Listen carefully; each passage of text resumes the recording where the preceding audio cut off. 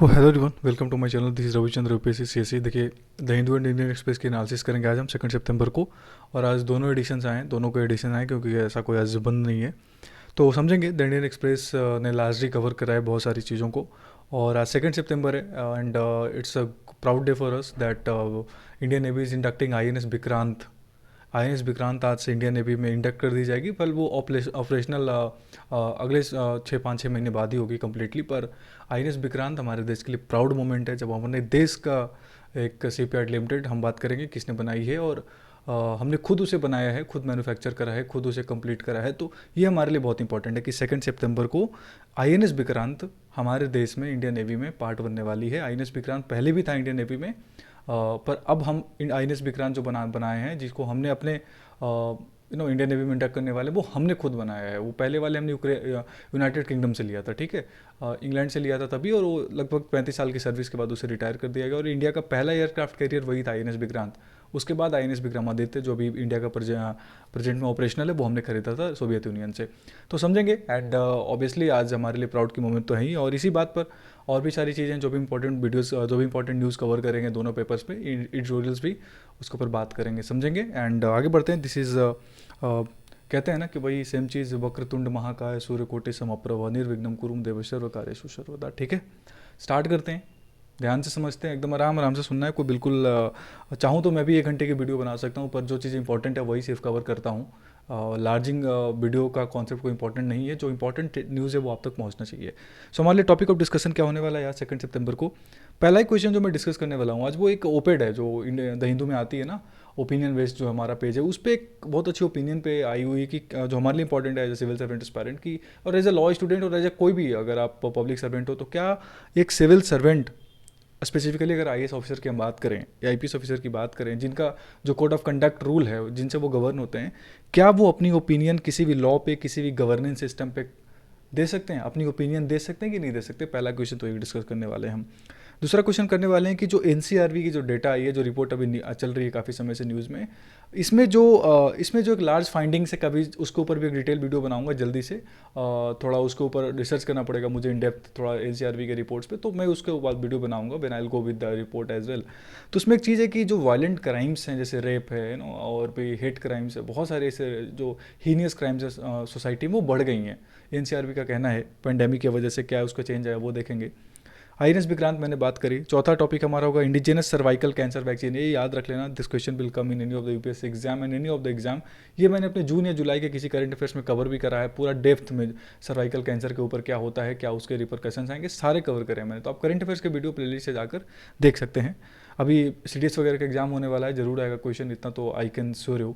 Vostok 2022 की exercise की हम बात करेंगे, कहाँ पे हो रहा है, लोकेशन इंपॉर्टेंट है, कौन कौन सी कंट्री पार्ट कर रही है वो भी इंपॉर्टेंट है। एनसीईआरटी की स्टडी आई है कि स्कूल इनरोलमेंट के ऊपर कि किस तरीके से जो स्कूल इनरोलमेंट है और जो चाइल्ड पॉपुलेशन है, उसके बीच में एक तरीके का जो मैच है वो इंपॉर्टेंट है हमारे लोगों को, समाज एक रिलेशन है वो हमें समझना बहुत इंपॉर्टेंट है। इकॉनमी रिवाइवल स्टेट में चली गई है हमारी, बिल्कुल इकॉनमी रिवाइवल हो रही है धीरे धीरे। पेंडेमिक ने बहुत ज़्यादा इकॉनमी को डिस्ट्रॉय करा था, वो रिवाइव हो रही है। और सबसे लास्ट टॉपिक पढ़ेंगे मिस डायरेक्टेड फ्रीवीज डिबेट, एक एडिटोरियल है इस पे द इंडियन एक्सप्रेस में, उसके बारे में बात करेंगे। सबसे पहले स्टार्ट करते हैं कि क्या सिविल सर्वेंट एस्पायरेंट्स जो हैं, सॉरी एस्पायरेंट्स नहीं, जो सिविल सर्विसेज में लोग हैं, जो सिविल सर्वेंट जिसे हम बोलते हैं mostly IAS IPS IFS officers, क्या वो अपनी ओपिनियन दे सकते हैं कि नहीं? पहला क्वेश्चन तो ये है। अब न्यूज़ में क्यों है? देखिए, बिल्किस बानो को आपको पता होगा, उनके जो रेपिस्ट थे उनको एग्जीक्यूटिव ऑर्डर के द्वारा क्या कर दिया गया, उनके सज़ा को समाप्त कर दिया गया है 11 साल में। तो ये जो कॉन्सेप्ट है कि क्या बिल्किस बानो के जो जैसे उनके रेपिस्ट को छोड़ दिया गया, और इस तरीके का इंसिडेंट आंध्र प्रदेश में भी एक हुआ था, जहाँ पे कई सारे हीनियस क्राइम के मर्डर्स को अभी रिमीट कर दिया गया था उनके एग्जीक्यूटिव ऑर्डर के द्वारा। तो इस तरीके की जब कोई सिचुएशन होती है, तो क्या कोई सिविल सर्वेंट एस्पायरेंट, कोई civil servant, sorry being aspirant इस वजह से बार बार आ रहा है वो, तो just don't mind it. Civil servant जो होते हैं, क्या वो अपनी ओपिनियन दे सकते हैं? अब न्यूज़ में क्यों है? अस्मिता सरवाल, मुझे लगता है सब जानते होंगे, जो भी सिविल सर्विसेज की तैयारी करें, उन्होंने कहीं ना कहीं इनके बारे में जाना होगा।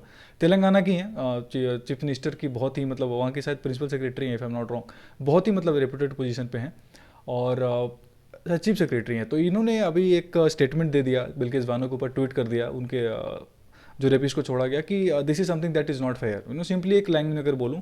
सो she was likely indirectly criticising the move of the government, तो इस वजह से बहुत ज़्यादा फ्यूरर क्रिएट हो गया सिस्टम में कि क्या इन्होंने सही करा, because she is a very reputed civil servant and बहुत ही रेप्यूटेड इनका पोजीशन है। तो इस वजह से एक इंपॉर्टेंट क्वेश्चन उठ गया। तो देखिए, जो central civil services conduct rules है ना, जो भी आप अगर जैसे आप लवासना से बाहर निकलोगे, तो जब आप वहाँ से बाहर निकलोगे तो आपके दिमाग में यही वाला रूल चलेगा, क्योंकि ये जो चीज़ है ना आपकी पूरी लाइफ गवर्न करेगी कि सेंट्रल सिविल सर्विसेज रूल आपको कैसे कंडक्ट करना है, कैसे आपको फंक्शन करना है। उसका रूल 9 एक बहुत इंपॉर्टेंट है, वो कहता है कि जो कोई भी गवर्नमेंट सर्वेंट है no government servant shall make any statement of fact, या तो फैक्ट के बेसिस पे कि फैक्ट के गलत आपने बोल दिया है, ओपिनियन नहीं दे सकते आप, which has the effect of an adverse criticism of any state government और सेंट्रल गवर्नमेंट और action of the central government और स्टेट गवर्नमेंट और कोई उनकी पॉलिसी पे आप नहीं कर सकते, सिंपली आपको रोक दिया गया है।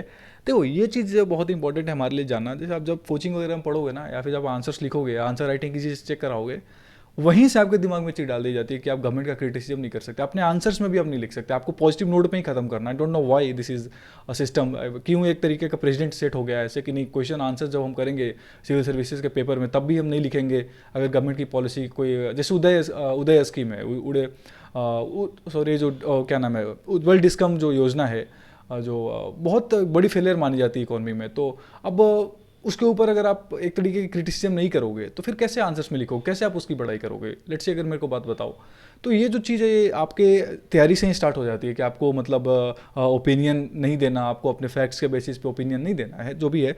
तो इसी की वजह से एक ओपेड आया था जिसमें जो हमारे BN श्री कृष्णा जी हैं, आप सबको पता होगा, एक बहुत ही रेप्यूटेड जज हैं and another IAS officer civil servant. तो उन्होंने एक बात कही, इनके बाद बीच जो पूरा ओपेड पढ़ोगे आप, तो उसमें ये कहा गया है कि ये जो आर्टिकल 19 का है ना, ये कहीं ना कहीं वायलेशन करता है कि ये जो freedom of speech and expression है, इसका जो इस तरीके का रूल है वो वायलेशन करता है। और अनदर सिविल सर्वेंट जो इस बात पर अग्री नहीं हो, क्योंकि ये रूल है, तो रूल कैसे किसी को मतलब कोई कॉन्स्टिट्यूशनल राइट को वायलेट कर सकता है। पर देखो, according to me what I feel that if something that is not allowing you, whether you are at a very position, that is something that is not allowing you to express, is definitely indeed I feel that being a law student I can feel that कहीं ना कहीं ये चीज़ थोड़ा सा तो मतलब आपके लिए डिस्क्रिमिनेटरी हो सकता है कि मैं अपनी ओपिनियन ही नहीं दे सकता। तो एक बंदा जब ओपिनियन ही देगा तो बचेगा क्या फिर उसके पास। एंड इसके अलावा एक और बात करी गई थी कि इस तरीके के अगर स्टेटमेंट्स कंटिन्यू आते रहेंगे तो जो एक तरीके का जो एटीट्यूड है सिविल सर्वेंट्स का वो बदल जाएगा, इस ओपिनियन बेस्ड में कहा गया था। वो भी कहीं ना कहीं सही है, ओपिनियन एटीट्यूड जरूर बदलेगा, और अब किस सेंस में बदलता है वो आपके ऊपर डिपेंड करता है, whether you are taking it in a positive sense और negative sense, totally depends on you, है ना, किस वे में ले रहे हो। एक और बात करी गई थी इसमें कि बेसिकली कि जो सिविल सर्वेंट्स हैं जो बेसिकली एक एस्पायर करते हैं एक अच्छी पोजीशन, वो कहीं ना कहीं इस तरीके की ओपिनियन देने से बचते हैं, क्योंकि उनको वही होती है कि if you favour the government you will get a good gift as a back, वो चीज़ भी गलत है। एंड डेफिनेटली कई सारे पोजीशंस पे कई सारे मामलों में देखा गया है कि सिविल सर्वेंट्स की जो ओपिनियन है अब वो चेंज होते जा रही है, जो उनका ओपिनियन देने का तरीका है वो अब सब डेफिनेटली बदलता जा रहा है। पहले बिल्कुल भी नहीं देते थे, अब देना स्टार्ट हो गया है। डिपेंड करता है कि वो किस मेथड के थ्रू दे रहे हैं, क्या आप बिहाइंड द डोर दे रहे हो, बिहाइंड द कर्टेन दे रहे हो, या ओपनली ट्विटर जैसे प्लेटफॉर्म पे आकर दे रहे हो, या लेटर लिख कर दे रहे हो। बहुत सारे लेटर लिख कर देते भी हैं, अभी किसी ओपिनियन पे बेस्ड नहीं तो सुप्रीम कोर्ट को लिख देते हैं, गवर्नमेंट को लिख देते हैं, जैसे अग्निपथ स्कीम पे बहुत सारे सिविल सर्वेंट्स ने लिखा था। तो ये डिपेंड करता है। बहुत सारे सिविल सर्वेंट ने इवन रिजाइन भी करा था, आपने सुना होगा, बहुत सारे सिविल सर्वेंट 2-3 साल पहले न्यूज़ में थे, क्योंकि उन्होंने अपने आप को अपने पोस्ट से रिजाइन कर दिया था, बिकॉज वो ओपिनियन बेस्ड नहीं कर पा रहे, तो ओपिनियन दे नहीं पा रहे थे। तो डिपेंड करता है मेथड क्या यूज़ कर रहे हो, क्या बिल्कुल। अब रूल तो कहता है, अब रूल में अमेंडमेंट होगी क्या होगी ये तो डिपेंड करता है गवर्नमेंट इसको कैसे देखती है। पर हाँ, इसमें एक और बात कही कि एग्जीक्यूटिव ऑर्डर्स के द्वारा आप इस तरीके का अगर एक्शन लोगे तो फिर जुडिशरी का रूल क्या होगा, बहुत ज़्यादा लिमिटेड हो जाएगा। ये बात भी इसमें कही गई थी। आगे चलेंगे, जैसे मैंने आपसे बोला था कि NCRB का जो रिपोर्ट है उसमें एक बात करी गई है कि जो वायलेंट क्राइम से सेकंड जो हमारा टॉपिक है उसमें कहीं ना कहीं ये बोला गया है कि NCRB का जो रिपोर्ट है वो कहता है कि जो वायलेंट क्राइम्स इंडिया में 2021 में बढ़ गए हैं 2020 के कंपैरिजन में। अब 2020 में नहीं बढ़े कि ऑब्वियसली पूरे देश में लॉकडाउन लगा हुआ था, कुछ इस तरीके के केसेस हुए नहीं।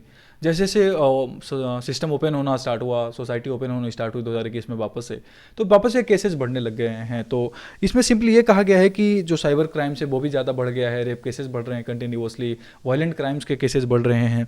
Problem is that conviction is very low. कल भी एक वीडियो में मैंने बात करी थी कि जो कन्विक्शन है, कन्विक्शन इन द सेंस की जो कंप्लीट पनिशमेंट दी जाती है या फिर जो फाइलिंग है, केसेज हैं, FIR तक फाइल नहीं करते लोग, क्यों नहीं करते? डर होता है, इस वजह से एफआईआर नहीं फाइल करते। कन्विक्शन रेट जो है वो काफ़ी तक लो है, एफआईआर का रेट बहुत ज़्यादा लो हो गया है। तो एनसीआरबी ने कुछ इंपॉर्टेंट चीज़ों को फ्लैग करा कि ये जो ओवरऑल जो कन्विक्शन रेट लो हो गया है, एफआईआर लो हुआ है, केसेस बढ़ रहे हैं, तो it shows that there is a mismatch, there is a mismatch in the system, that the system is not taking as effectively as it should, as it should function basically. तो अब ये depend करता है कि आने वाले समय में किस तरीके से देखा जाएगा कि ये जो केसेज हैं वो कैसे इसको इंटरेक्ट करते हैं, कैसे गवर्नमेंट इसको टैकल करती है, कैसे अवेयरनेस के थ्रू जो वीमेन के अगेंस्ट क्राइम्स हैं उसको रोका जाएगा, उसको बढ़ाया भी जाएगा, कि जो कन्विक्शन रेट है उसको बढ़ाया जाए और जो उनको अवेयरनेस है उनको इंक्रीज किया जाए।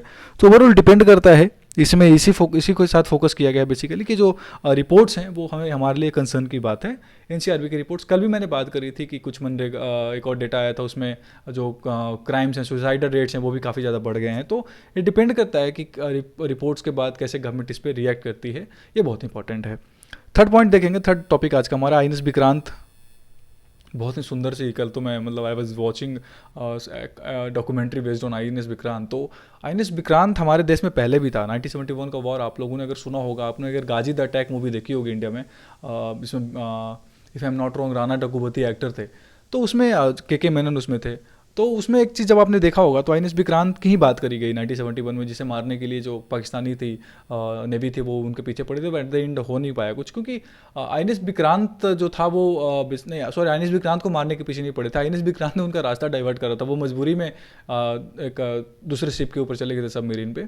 तो आईएनएस विक्रांत ने बहुत बड़ा रोल नहीं पाया था 1971 के बार में। तो उसके बाद हमने काफ़ी समय बाद यूनाइटेड किंगडम से लेने के बाद उसको लगभग 35 साल इंडियन सर्विस में के बाद उसको हमने बाहर कर दिया, मतलब सर्विस से उन्होंने रिकमीशन कर दिया। उसके बाद इंडिया ने पहली बार कोचिन शिपयार्ड लिमिटेड, ये बहुत इंपॉर्टेंट है, I can expect a question on CDS and CAPF exam या फिर कोई भी ऐसा पेपर जहाँ पे कोचिन शिपयार्ड लिमिटेड पे सवाल आएगा, क्योंकि लास्ट ईयर भी सवाल आ चुका है इस तरीके से कि मझगांव डॉक में कोई शिप था, forgetting name of the ship, जिसकी क्वेश्चन आए थे। तो इस तरह का सवाल आता है, और हमने आज पहले भी वीडियो में कवर करा मैंने, नेवल इंसानिया हम चेंज कर रहे हैं, हमारा जो ये संत जॉर्ज वाला है वो उसको हम चेंज करने वाले हैं अपने नए सिस्टम के साथ। वो अभी पता नहीं क्या है, वो डिपेंड करेगा, वो आज जब ओपन हो जाएगा तो हम देखेंगे उसके बारे में कि क्या नया इंसानिया इंडियन नेवी का हुआ है। पर हाँ, डेफिनेटली कोलोनियल माइंडसेट से हम इन चीज़ों से बाहर आना ही चाहिए, हमें अच्छी चीज़ है, तो याद रखना है आपको। एक जो आज का फोर्थ हमारा टॉपिक है वो है कि जो इंडिजिनस वैक्सीन है सर्वाइकल कैंसर के लिए, वो भारत में सर्वावैक, वो अब बहुत जल्द मार्केट में आ जाएगी। ठीक है, ये हमारे लिए बहुत इंपॉर्टेंट है कि सर्वावैक इंडियन जो फर्स्ट वैक्सीन है, इंडिजिनस फर्स्ट वैक्सीन है सर्वाइकल कैंसर का, वो बहुत इंपॉर्टेंट है। सर्वाइकल कैंसर पे क्वेश्चंस और डिटेल्ड में डिस्कशन मैंने अपने करंट अफेयर्स के वीडियो में कर रखा है पहले भी, पर मैं एक बात शॉर्ट बता देता हूँ आपको। सर्वाइकल कैंसर जो है ना वो बेसिकली वीमेन में बहुत बड़ा उनके डेथ का एक बहुत बड़ा रीज़न है, क्योंकि बहुत ज़्यादा फैटल डिजीज़ होता है, बहुत ही लेथल डिजीज़ है। ब्रेस्ट कैंसर के बाद जब आप देखोगे तो उसके बाद जो सर्वाइकल कैंसर है सेक्सुअली ट्रांसमिटेड कैंसर एक डिजीज़ है जो कहीं ना कहीं बहुत ज़्यादा इंपैक्ट करता है महिलाओं को खासकर। तो इस वजह से पूरी दुनिया इसके पीछे काफ़ी समय से थी, पर एक मर्स्क का एकमात्र आज तक वैक्सीन था जिसको लोग यूज़ करते थे, but now serum institute of India किसने बनाया है वो भी आपके लिए important. Serum institute of India वही जिसने कोविड के समय हमारे लिए बहुत हेल्प नहीं पाया था, और जो कोविशील्ड बनाया था इन्होंने, ये भी आपके लिए इंपॉर्टेंट। सीरम अदर पूना वाला, तो टाइम्स मैगजीन में इनका भी अभी कुछ समय पहले 2021 में के टाइम्स मैगजीन में इनका टॉप 100 में ये भी थे भारतीय में। एंड तो ये चीज़ आपके लिए इंपॉर्टेंट है। अदर पूना वाला का जो रोल है वो बहुत ज़्यादा बढ़ गया है। एंड इसको क्वाड्रिलेटरल ह्यूमन पेपिलोमा वायरस भी बोलते हैं। ठीक है, और इसका जो आप देख लीजिए जैसा न्यूज़ में, जैसे आपको बोला मैंने, India accounts for the about, पूरी दुनिया में जितना भी ग्लोबल बर्डन है ग्लोबल सर्वाइकल कैंसर का, उसमें 1/5 जो है वो भारत में पाई जाती है। लगभग 1 लाख से भी ज़्यादा केसेस पाए जाते हैं, 75,000 डेथ। आप सोच रहे हो कितनी लेथल है, 75 से 80% इसमें जो डेथ के रेट हैं, रेशियोज हैं वो पाए जाते हैं। सीज मतलब definitely this is so lethal disease, जहाँ पे 100 में से 75 लोग मर जाएं, तो आप सोचो कितनी लेथल डिजीज़ हो सकती है अगर कोई भी सर्वाइकल कैंसर की बात करें। तो इस वजह से काफ़ी समय से बात चल रही थी कि इसके ऊपर हम बनाना चाहिए हमें खुद का वैक्सीन, और भारत ने आखिरकार इसके जो कुछ कॉमन स्ट्रेन्स हैं जैसे SPV 16, 18, 6, 11 करके कुछ वैक्सीन्स हैं, जो भी स्ट्रेन्स हैं उसे डील करने के लिए हमने बनाया है अपना सर्वाइकल कैंसर के ऊपर वैक्सीन। और एक कॉमन सेक्सुअली ट्रांसमिटेड डिजीज, जैसे मैंने आपको बोला अदर पूना वाला की बात कर ली हमने, सर्वावैक वैक्सीन, ये याद रखिएगा नाम, सर्वावैक बहुत इंपॉर्टेंट है। और ये भी बोला, जो मैंने बोला मर्स्क का जो गार्सिया क्वाड्रिवैलेंट वैक्सीन था वो एक मात्र इंपॉर्टेंट था। और इसके अलावा एक और चीज़ कही गई है कि ये बूस्टर डोज की ज़रूरत पड़ेगी नहीं, बिकॉज रिसेंटली जैसे मैंने बूस्टर डोज लिया है कोविड का, आप सब ले लीजिए, it's a request, definitely booster dose लेना चाहिए। तो इसके में बूस्टर डोज की ज़रूरत नहीं पड़ेगी, 2 डोजेज में काम चल जाएगा। अगर बहुत ज़्यादा एज्ड हैं तो सीनियर हैं तो 3 डोजेज में काम चल जाएगा, और बहुत ज़्यादा महंगा नहीं है, 200 से 400 रुपये इसका रेट पड़ेगा। जबकि मार्केट में सर्वावैक्स जैसी वैक्सीन जो होती हैं वो काफ़ी महंगे, मतलब ये मर्स्क वाली जो वैक्सीन आती है ना वो काफ़ी महंगी आती थी, बट नाउ सर्वावैक्स जो सीरम इंस्टीट्यूट ने बनाई वो सस्ती में अवेलेबल हो जाएंगी। ठीक है, ये इंपॉर्टेंट है आपके लिए, ह्यूमन पैपिलोमा वायरस आपको याद रखना है। अब आगे चलते हैं, वोस्टॉक 2022 की बात करते हैं कि वोस्टॉक, व्लादिवोस्तोक, अगर आपने नाम सुना होगा कभी रसिया के रीजन में जहाँ पे मोदी जी कई बार गए हैं, व्लादिवोस्तोक इस देश पूरा, मतलब अगर पूरा ये अगर रसिया है इतना बड़ा, दुनिया का सबसे बड़ा कॉन्टिनेंट रसिया, मतलब पूरी दुनिया में जितना बड़ा कॉन्टिनेंट वो है, पूरी मतलब 7 कॉन्टिनेंट में सबसे बड़ी कंट्री कोई है तो वो है कौन, बाय लैंड, रसिया। तो इसका जो ये फार ईस्ट वाला रीजन है ना, ये सर्बिया वाला रीजन, व्लादिवोस्तोक, जहाँ पे आपको North Korea, Japan, South Korea, China का मंचूरिया रीजन मिल जाएगा, and then after Bering Strait, then after Alaska, उधर मिल जाएगा आपको। तो ये जो है ना वोस्टॉक इधर ही होने वाला है 2022 का, जो सी ऑफ जापान है, जैसे मैंने आपको बोला जापान के पास, तो सी ऑफ जापान के पास यहाँ पे अगर ये रसिया है, यहाँ पे एक स्टेट है, आपको नाम बताना है कौन सा स्टेट है, फिर देन नॉर्थ कोरिया, फिर देन आफ्टर आपकी मंचूरिया रीजन से बोला। तो सी ऑफ जो जापान है ना, जापान के पास यहाँ पे ये sea of Japan, actually Japan, Russia, North Korea, यहाँ पे इधर सी ऑफ जापान जो है, यहाँ पे आपको बताना है कि मतलब वोस्टॉक 2022 याद रखना है कि यहीं पे होने वाला है। इसमें भारत, चाइना, रशिया और भी देश जो हैं वो पार्टिसिपेट करने वाले हैं। तो ये आपके लिए बहुत इंपॉर्टेंट है कि किस क्षेत्र में होने वाला है। सी ऑफ जापान में 50,000 से ज़्यादा ट्रूप्स पार्टिसिपेट करने वाले हैं। Japan, China and Russia and others country will participate in Vostok. देखिए, मैं चाहूँगा आप लोगों से यूपीएससी स्क्रीनशॉट को फॉलो करिए ट्विटर पे, it's a very important platform जहाँ पे you can get a lot of regular updates from Indian navy, ANI, PTI, PIB, Hindu, the Indian express and daily updated, obviously highlighted parts तो मैं upload कर ही देता हूँ दोपहर तक, जो भी पढ़ लेता हूँ न्यूज़पेपर। उसके बाद इसका पीडीएफ भी आपको इस चैनल पे मिल जाएगा। Daily newspaper PDF discussion join करिए इसको, जहाँ पे लगभग 700 से ज़्यादा मेंबर्स हैं। एंड डेली मैं इसके जो इंडियन एक्सप्रेस का और द हिंदू के पीडीएफ वो डाल देता हूँ, करंट अफेयर्स के अपडेट डाल देता हूँ, हाईलाइट्स डाल देता हूँ, जो भी इंपॉर्टेंट चीज़ें वहाँ पे डिस्कस करते हैं लोग। इट्स अ ओपन प्लेटफॉर्म, आप भी आकर डिस्कस कर सकते हैं। It's not something that I can post only, कोई भी पोस्ट कर सकता है इस पर। आगे चलते हैं, एक बहुत इंपॉर्टेंट अभी स्टडी आई है एनसीईआरटी की, जिसमें एक बात कही गई है कि जो इनरोलमेंट रेशियो है वो कहीं ना कहीं चाइल्ड पॉपुलेशन के साथ कंसर्न की बात हो गई है। ये कह रहे हैं कि जो प्री प्राइमरी लेवल है, प्राइमरी लेवल है, सेकेंडरी लेवल है, जिसमें जो बच्चों का एडमिशन है वो उसको अगर देखा जाए तो कहीं ना कहीं उसमें डीप देखी गई है, ऐसा कहना है। अगर सोशल एस्पेक्ट की बात करें तो जो शेड्यूल कम्युनिटीज़ हैं उनमें भी बहुत ज़्यादा डिक्रीमेंट देखा गया है 2011-16 के और 1990s के साथ कंपैरिजन करें तो कुछ चीज़ों में बढ़ी भी है, कुछ चीज़ों में कमी है। ये हमारे लिए इंपॉर्टेंट है देखना। इसमें बेसिकली ये कह रहे हैं कि जिस तरीके से जो इंडिया, आपको पता होगा डेमोग्राफिक डिविडेंड भारत की बदल रही है, हमारा जो डेमोग्राफिक डिविडेंड है वो काफ़ी तक चेंज हो रहा है। हम एज्ड पॉपुलेशन की तरफ बढ़ने वाले, यंग पॉपुलेशन है अभी फिलहाल, बट हम एज पॉपुलेशन की तरफ बढ़ेंगे। और जो चाइल्ड पॉपुलेशन है वो, अब इंडिया की फर्टिलिटी रेट भी 2.1 हो गई है, TFR, टोटल फर्टिलिटी रेट। अब TFR 2.1 हो गई तो कहीं ना कहीं हम स्टेबिलिटी लेवल पे आ जाएंगे जल्दी ही। तो जो चाइल्ड पॉपुलेशन में जो डीप है वो देखा जा रहा है गवर्नमेंट स्कूल्स में और कई सारे स्कूल्स में। तो एनसीईआरटी ने फ्लैग करा है कि बहुत सारे जो 2025 तक जो बच्चों का जो स्कूल इनरोलमेंट रेशियो होगा, अगर उसको देखा जाए तो कहीं ना कहीं प्लानिंग की ज़रूरत है, पॉलिसीज़ की ज़रूरत है हमें। और 1991 और 2011 के बीच की अगर हम बात करें प्रोपोर्शन की, जो एज ग्रुप है 0 से 6 की, जो टोटल पॉपुलेशन है उसमें कहीं ना कहीं जो डिक्रीमेंट देखा गया है 18% से 13.12% हो गया है। वो 0 से 6 ईयर का पॉपुलेशन का जो चाइल्ड पॉपुलेशन रेशियो है स्कूल्स में वो भी देखा गया है। और जो गैप है इनरोलमेंट में पॉपुलेशन में वो कहीं ना कहीं कमता जा रहा है, वो भी हमारे मतलब ऑल्सो डिक्रीज, जो गैप है इनरोलमेंट में पॉपुलेशन वो भी कमा है। पर हाँ, इनरोलमेंट रेशियो जो है वो हर स्टेज पे डिक्लाइन हो रही है, हमारे लिए बहुत इंपॉर्टेंट जानना। प्री प्राइमरी लेवल की बात करो आप, या फिर आप सेकेंडरी लेवल की बात करो, तो ये कुछ डेटाज दिए हैं जो हमारे लिए इतना इंपॉर्टेंट नहीं है। डेटाज तो कौन ही याद रखेगा इतना सारा। बस मेरा इतना कहना है कि जो एनसीईआरटी का स्टडी वो कहता है कि आने वाले समय में जो इनरोलमेंट रेशियो है चाइल्ड पॉपुलेशन के साथ अगर हम उसको कंपेरिजन करें तो वो कम होता दिख रहा है आपको, ठीक है, वो रेशियो कम होते जा रही है। That's a very concerning element. हमें थोड़ा सा इस चीज़ पे फोकस करना पड़ेगा, पॉलिसीज़ पे फोकस करना पड़ेगा। और इसी पे कुछ दिन पहले एक आर्टिकल आई थी जो I was studying there, anganwadi पे फोकस किया गया था। तो जो हमारी आंगनबाड़ी होती है ना, आंगनबाड़ी पे इनरोलमेंट्स कराना बहुत इंपॉर्टेंट है प्री प्राइमरी में। फिर प्राइमरी पे अगर आप गवर्नमेंट स्कूल में देखो, मिडिल स्कूल्स में देखो, definitely quality of education I am not talking about, but definitely हमें फोकस करना पड़ेगा। जो एनसीईआरटी ने कहा है कि जो इनरोलमेंट रेशियो है वो जिस तरीके से कम हो रही है, चाइल्ड का पॉपुलेशन ग्रोथ रेट जैसे बढ़ रहा है, उसके हिसाब से हमें इस चीज़ पे फोकस करना पड़ेगा। जो कम्युनिटीज़ में डिफरेंसेस देखे जा रहे हैं वो भी हमें थोड़ा कहीं ना कहीं जो इनरोलमेंट रेशियो का पैटर्न रहा है उसे भी हमें फोकस करने की ज़रूरत है, सिंपली। आगे चलेंगे। लास्ट है जो हमारा एक इसके बाद एक लास्ट टॉपिक है कि फ्रीवीज पे बात करेंगे। फ्रीवीज आप लोगों ने बहुत सारे आर्टिकल्स पढ़ लिए होंगे ऑलरेडी, क्योंकि मैं तो कल से वीडियो बना रहा हूँ, पहले से तो काफ़ी सारे आर्टिकल्स आ रहे हैं जब से प्रधानमंत्री जी ने रेवड़ी कल्चर की बात करी है। एंड उसके पहले मैं बात कर लेता हूँ, इकॉनमी जो हमारे देश में वो रिवाइवल स्टेट में है। पेंडेमिक जो है वो रिवाइव कर रही है। पेंडेमिक के बाद जो हमारा इकॉनमी है वो रिवाइवल स्टेट में है। ये हमें देखा गया, जैसे अगस्त में अगर देखा जाए तो लगभग 1,40,000 से भी ज़्यादा जो है वो करोड़ जो है वो हमने बेसिकली जो जीएसटी कलेक्शन है वो हमने देखा है अगस्त के महीने में। पहले भले ही कम है पिछले बार से, पर कलेक्शन जो है वो कंटिन्यूसली 1,03 लाख से ऊपर है। वो हमारे लिए बहुत अच्छी बात है कि हमारा जीएसटी कलेक्शन वापस से रूट पकड़ रहा है, वापस अच्छी हो रही है। और जीडीपी का ग्रोथ रेट कल भी बात करी थी मैंने, 13.5% हो गया फर्स्ट क्वार्टर में इस साल 2023 की जो हमारी फाइनेंशियल ईयर उसमें। और कंजम्पशन एक्सपेंडिचर पैटर्न भी काफ़ी हद तक बढ़ रहा है, काफ़ी अच्छी होती जा रही है। मानसून अच्छा रहा इस बार, डेफिनेटली कुछ रीजन में मानसून अच्छा नहीं रहा, पर ओवरऑल मानसून का क्षेत्र का पैटर्न ठीक रहा है, क्योंकि लानीना था, अल-नीनो रहता तो दिक्कत हो जाती है। लानीना इंडियन मानसून को सपोर्ट करती है। लानीना अल-नीना क्या होता है कभी बता दूंगा मैं आपको इन डेप्थ अच्छे से, बहुत मेरा फेवरेट टॉपिक है La Nina El Nino, Indian Ocean dipole, Madden Julian oscillation का भी बता दूंगा मैं आपको। फेस्टिव सीजन आने वाली है अगले महीने ऑब्वियसली, भाई दुर्गा पूजा, दशहरा, दीपावली, बहुत सारे बिहार जैसे क्षेत्र में तो बहुत बड़े बड़े फेस्टिवल्स होते हैं, छठ पूजा वगैरह, और भी रीजन्स में फेस्टिवल्स आने वाले हैं। तो इससे क्या होगा कि जो डेफिनेटली कंजम्पशन एक्सपेंडिचर दोनों है वो काफ़ी तक बढ़ेगा। कितनी भी इन्फ्लेशन हो जाए, जो चीज़ें हैं वो तो होंगी ही, बेसिक चीज़ें तो खरीदी ही जाएंगी। एंड डेफिनेटली मैन्युफैक्चरिंग का जो सेक्टर है वो वापस एक कंसर्न की बात है हमारे लिए। मैन्युफैक्चरिंग सेक्टर में जो ग्रोथ है वो अभी भी हम उतना नहीं देख पा रहे हैं जितना हमें देखना चाहिए।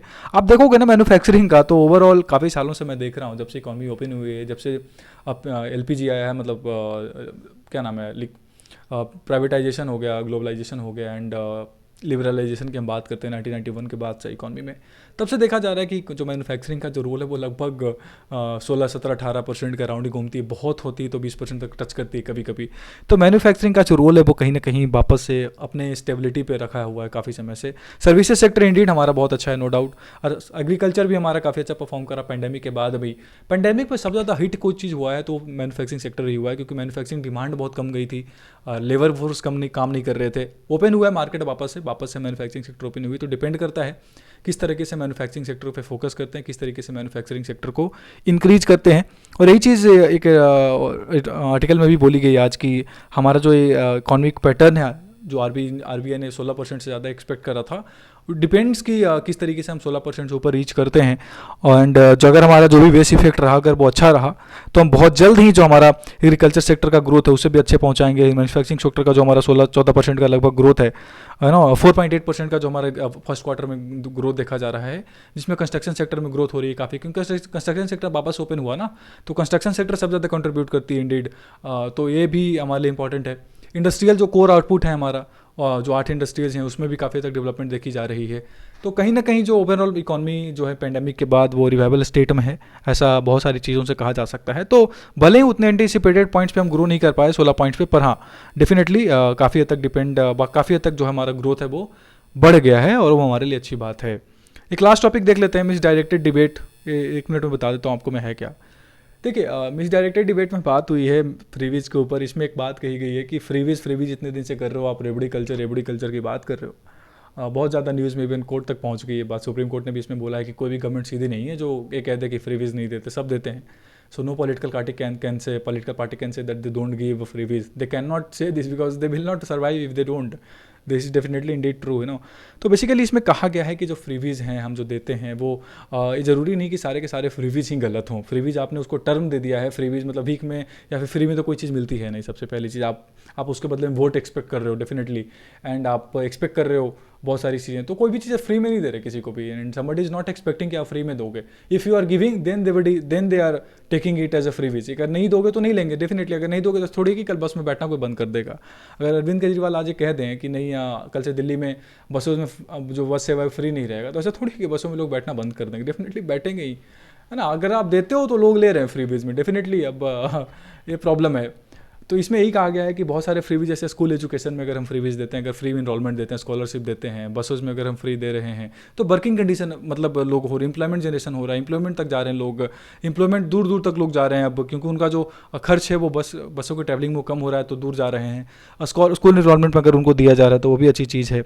और एक और बात कही गई कि अगर हम मान लो एग्रीकल्चर सेक्टर में कुछ फ्रीबीज अगर हम दे रहे हैं तो कहीं ना कहीं वो एग्रीकल्चर को सूट कर रहा है, बस वो डिपेंड करता है कि किस तरीके से फैसिलिटेट करना चाहते हो आप उसको, किस तरीके से अगर आप उसको, आप किसी को हेल्थ फ्री हेल्थ दे रहे हो तो डेफिनेटली, अब जैसे सफदरजंग में देख लो आप, फ्री हेल्थ मिलता है सेवा आपको है, या जो भी हॉस्पिटल से वहाँ फ्री हेल्थ सेवा मिलती है गवर्नमेंट हॉस्पिटल में, तो उसका क्या कारण है, मतलब अभी डेफिनेटली पता है सबको, India is a very not a very rich country जहाँ पे हर कोई अफोर्ड करे। हेल्थ सेक्टर आपको पता होगा, हेल्थ एक्सपेंडिचर इंडिया में सबसे ज़्यादा होती है।